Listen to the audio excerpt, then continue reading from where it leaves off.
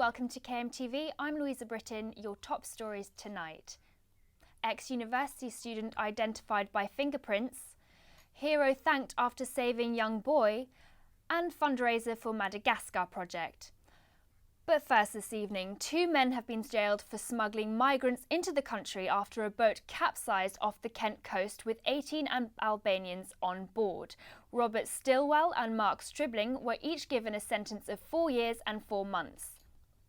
Video footage from a sea rescue helicopter back in May showed 15 men, 1 woman and 2 children on board an inflatable boat.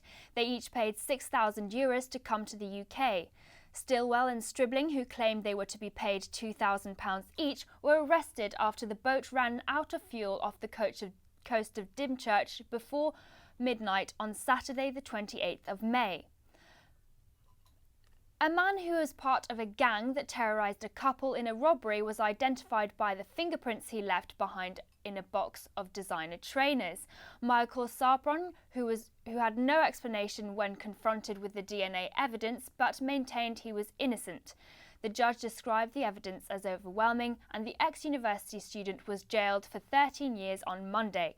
The jury had convicted him of robbery involving a gun and a knife. A hero neighbour has been thanked for saving the life of a 5-year-old boy who suffered a fit. Daniel Satchel Hicks had a seizure last Friday morning at his home in Rushenden. His mum, Gemma, tried to revive him, but luckily Malcolm Dalton, a former builder who happened to be around at the time, was able to put his first aid training to good use and save the young boy. Daniel and his mum have thanked their hero. Thank you, you're a hero. I could hear the ambulance lady talking to Tim saying, is anyone doing CPR? So obviously that was the first thing I started doing, was I started doing CPR with the one hand. Obviously I'd read up and learnt that with a child you only do it with one hand. I continued to do CPR and got Daniel back to a position where he was breathing and reasonably comfortable, or as comfortable as I could get him anyhow. They put him on his right hand side and I was supporting him. And I was keeping my hand on his chest because I was mortified that he was going to stop breathing and his heart was going to stop. So basically we kept him there for, what seemed like an eternity until the ambulance turned up. But he was breathing, he had a really good heartbeat. Basically that's it really. Undoubtedly, if it wasn't for Malcolm, we wouldn't have this boy with us now. So I'll be forever in his debt and forever grateful. Forever.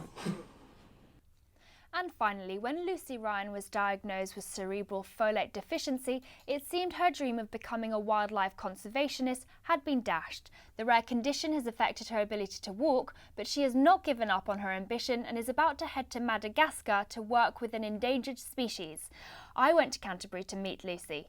10 years ago, Lucy Ryan was diagnosed with a rare condition which affected her nerves, muscles and ability to walk. Since the age of 11, she's had to use a wheelchair and crutches to move around, but this has not stopped her from pursuing her dreams. She's now hoping to embark on an 11-month project to Madagascar to survey an endangered species of lemur.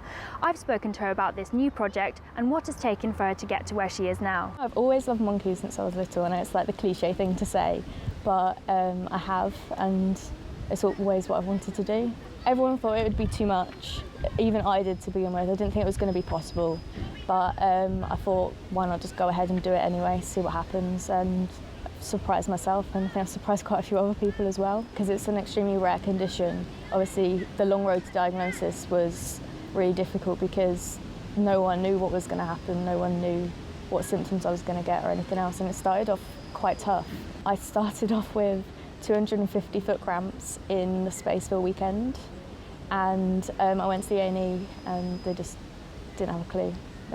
They just we don't know what we can do for you.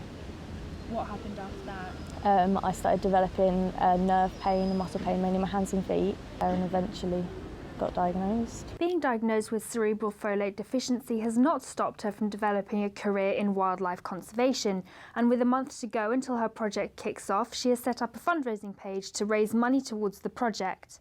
I'll be calculating the population density of a lemur species. It's the brown-collared lemur. It's an endangered species, and there's not been any studies of that species in the chosen fragment that I've picked. It's one of the largest fragments, and it's also the most biologically diverse and least degraded, so it has the potential to hold the highest population densities of that species. This is Louisa Britton in Canterbury for KMTV. That's all from us this evening. We'll be back again on Monday with all the latest stories from across your county. In the meantime, don't forget you can always keep up to date by listening to KMFM or logging on to kentonline.co.uk. Have a great evening. Good night.